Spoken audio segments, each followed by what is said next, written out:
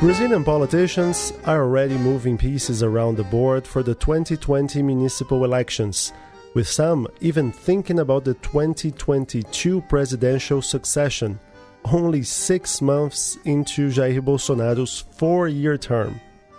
But another election is looming, one that has largely gone under the radar of the Brazilian press, despite its potentially significant effects on the Brazilian economy. On October 27, Argentinians are heading to the polls to choose who will lead their nation for the next 4 years. And based on what we've seen so far, the race to the Casa Rosada will be extremely hard-fought and polarized. Don't worry, you haven't tuned into the wrong podcast. This remains a show about Brazil, but the close ties between South America's top 2 economies make any major political or economic event across the border important for Brazilians, and the 2019 presidential race certainly makes the cut. My name is Gustavo Ribeiro, editor-in-chief of the Brazilian Report, and this is Explaining Brazil.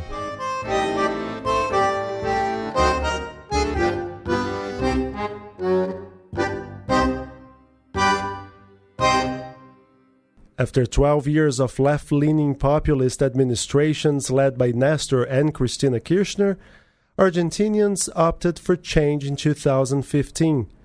Concerned with crippling 30% a year inflation, the return of poverty, and mounting corruption scandals, they chose, by a narrow margin, wealthy businessman Mauricio Macri over the candidate of Kirchnerism. Que sigamos juntos, que el 10 de diciembre comienza esta etapa maravillosa de la Argentina. Es acá, es ahora. ¡Vamos, Argentina! This was one of the many ways the so-called pink tide of leftish governments in Latin America came to an end. It was the end of the commodity boom, on the one hand. This is Monica Yanakiev, Buenos Aires correspondent for the state-owned Brazilian Broadcasting Corporation, or EBC.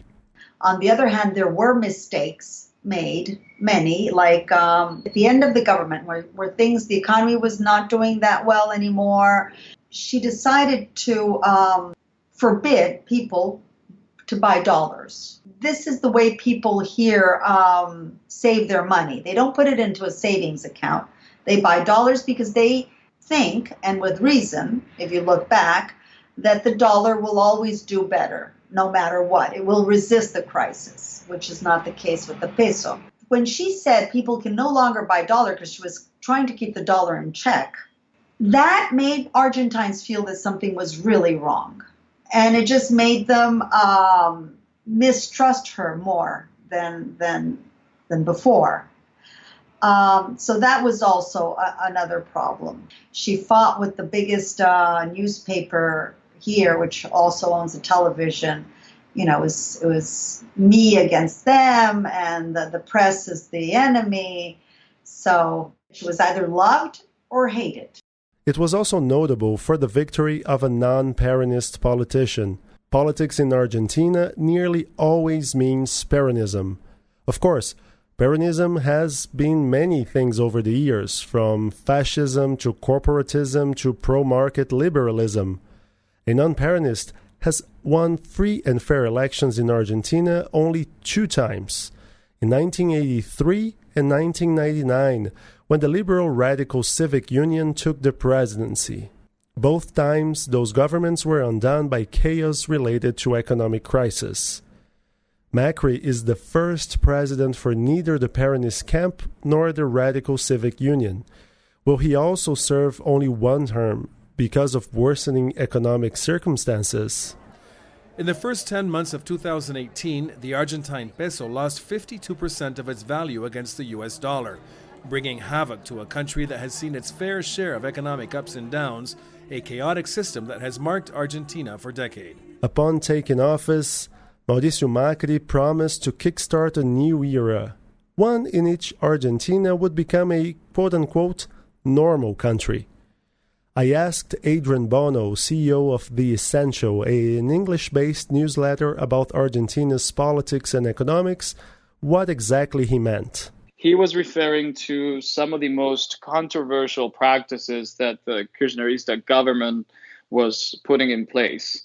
You know, the fact that the figures, the poverty figures or the inflation figures in Argentina couldn't be trusted and were not trusted by international organizations because the government was either lying about them or just not measuring them at all. I guess that what he meant to say was have a more amicable or stable relationship, business and diplomatic relationship with countries in the Western world, such as the United States or some countries in Europe, like the UK, Germany, and maybe Japan, other countries that he felt that would profit from having a much better relationship with Argentina, rather than what Cristina Kirchner used to do when she was president, which was as opposed or somehow oppose to a friendly relationship with those countries, and instead focus on having a stronger ties with Russia or Venezuela or Cuba. So maybe also referring to the very controversial memorandum of understanding with Iran that sought to create a truth committee that would have Argentina and Iran investigate who was behind the bombing of the 1994 Amia Jewish Community Center, which was both domestically and internationally criticized because it said that it put Iran, who was suspected of being behind the attack, as part of the investigation. In 2017, things seemed to be going the president's way. Macri's coalition crushed the opposition in midterm elections, winning the largest share of votes, 42%, ahead of the 22% achieved by the Kirchnerist coalition. Macri claimed at the time that this was only the beginning of what would be a consequential transformation. Y este es solo el principio. Recién estamos empezando todos juntos a transformar nuestra querida Argentina. Almost 2 years later, Argentina is indeed transformed, but not in the way Macri intended. Since 2018, everything that could go wrong for the country, dead. The economy is tanking. Prices are rising again despite the government efforts to tame them. Argentina has become the biggest client of the International Monetary Fund, and Kirchnerism seems to have gained steam. Senator Cristina Fernández de Kirchner, who ran the country between 2007 and 2015, is back. Not as a presidential candidate, but instead running for vice president. Leading the ticket is Alberto Fernández, who was chief of staff to Néstor Kirchner a decade or so ago. Cristina has the support of, maybe you could say, around 30% of the population, right? Give or take. However, the other 70% have very, very negative feelings towards her. She's a toxic political figure in a way. Her best strategy was always to not speak, because having her speak was the best thing that could happen to Macri, because it somehow reminded a lot of people of what things were like when she was in office. Well, one of the reasons why she decided to become a VP candidate and not president was that she needed someone who was not as toxic, who could somehow unite the extremists with the moderates, who could somehow bring together the Peronists and the Kirchneristas, and who somehow reminded a lot of people of what is considered to be the best years of the Kirchner legacy, which was 2003 to 2007, when Néstor Kirchner was in office. Let's not forget that Alberto Fernández was Néstor Kirchner's chief of staff. It's interesting that in many of the TV ads that he does, especially those targeting younger people, he has to start the ad by saying, "You probably don't remember me," because someone who's 18 years old today or 20 years old today was 5 years old when Nestor Kirchner was president. What are the main differences in terms of proposals by these two tickets? If you look at the strategy that both of them have, is a strategy of extreme polarization. It's a strategy where both Macri and Alberto Fernandez are telling you, it's me or the abyss. It's me or complete disaster. But if you listen to their, or if you try to find some actual policy, there's very little. There's almost none. It's the war cry for them is vote for me because the other guy sucks. Is it possible to say there is a clear-cut favorite? I think it remains way too unpredictable. It's the difference is not that big between both of them, in the sense that if you take in consideration the margin, the errors that might be, it's not really. In order to be elected for the in October, you need a 45% vote, which is not the case. None of them so far have that. So there would be a runoff. There would be a second election after that. And now, but we will know more about this on August 11th, because on August 11th, there will be something. It was here in Argentina. It's called the PASO.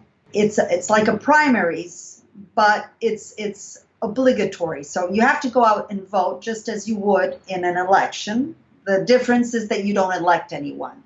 This was a system created so that you would pick the candidates from each party. If a party had, let's say, 2 or 3 presidential candidates, then the people would pick which one would really run for the election. But as things stand now, all parties already have just one candidate. They already decided on one person. So it's not that you're not disputing who will run for a party. So this will be basically, it's like a pre-election. So we will have a feel of how people are doing on August 11th. It's better than any poll, because it will be really people going out and voting.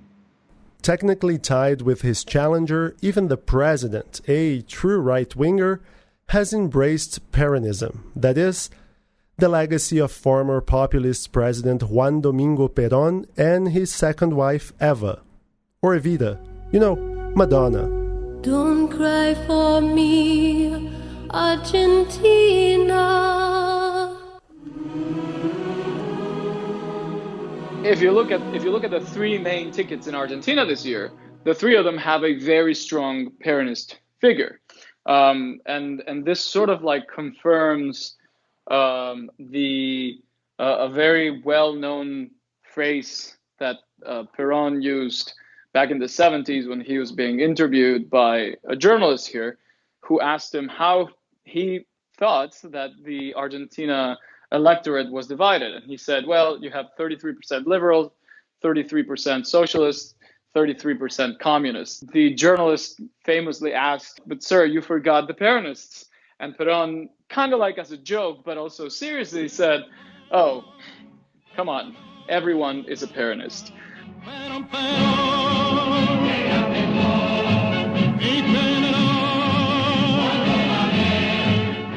After the break, how the Argentinian election may affect Brazil.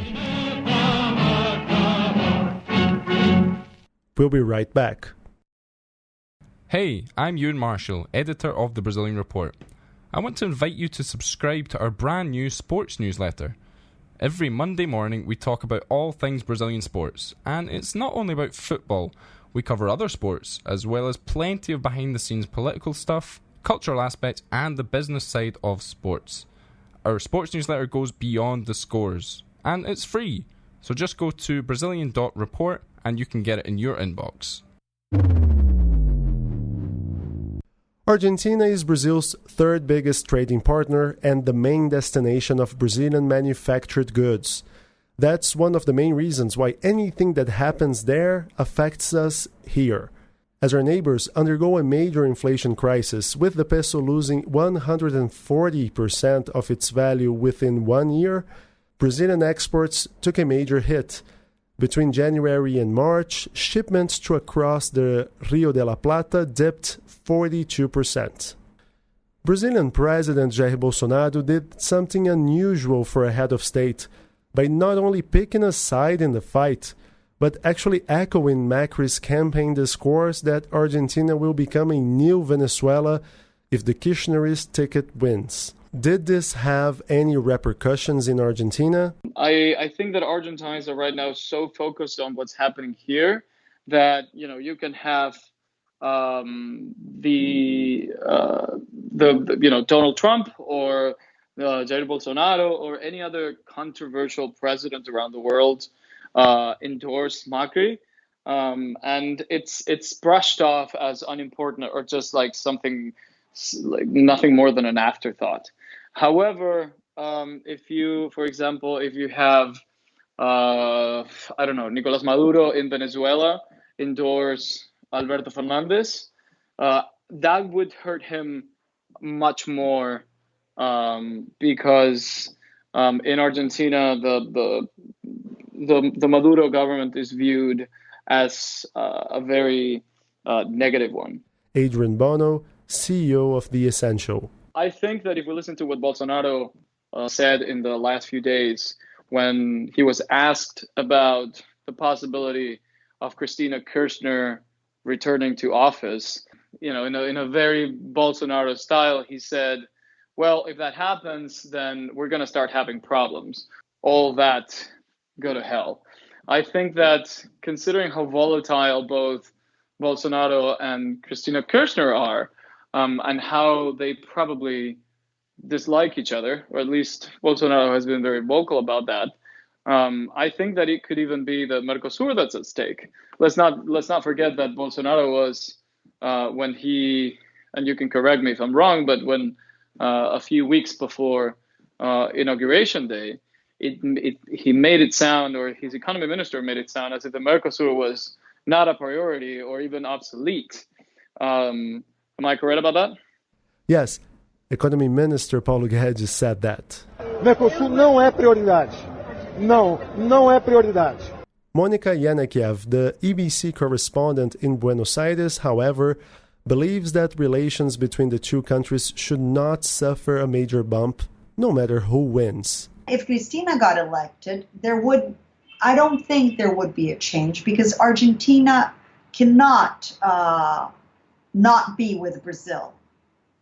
So they would work things out somehow.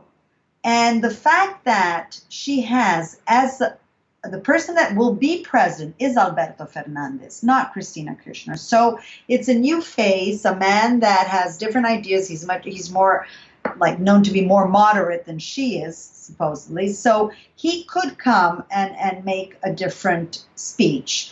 And also, so I don't think there would be many ties. They certainly Bolsonaro and Macri have more affinity, as do Trump and Bolsonaro and Trump and Macri, which is not the case with Cristina Kirchner. But they won't be able, I don't see a major change happening, like we will no longer work with Brazil. Also, you have the Mercosur, which they're all inside the same bloc. On October 27, Argentinians will say their piece.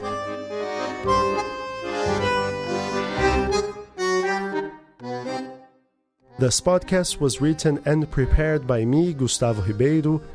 Alex Hohuli edited the final script, and Maria Marta Bruno produced this show. If you like this podcast, rate us on any platform you may be listening to Explaining Brazil. It takes only a second, but it is really important for us. And make sure to visit our website, Brazilian.report, and enjoy all of our content for free for 7 days. And our free trial is really free. You don't have to submit any credit card information whatsoever. Just go to Brazilian.report/subscribe.